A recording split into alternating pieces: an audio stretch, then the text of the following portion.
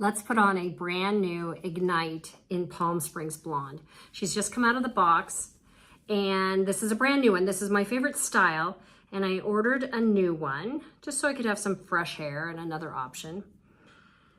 Let's see.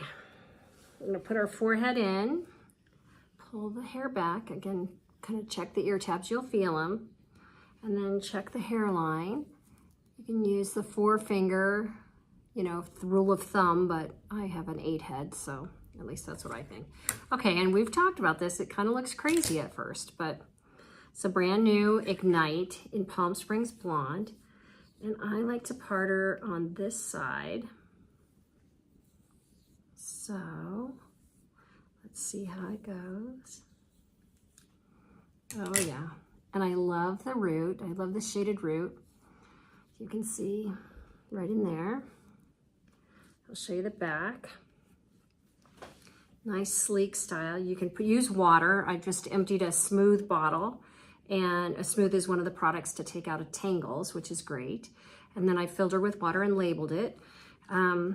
But water kind of helps tame it down and helps you switch the part if you need to. But check out the back.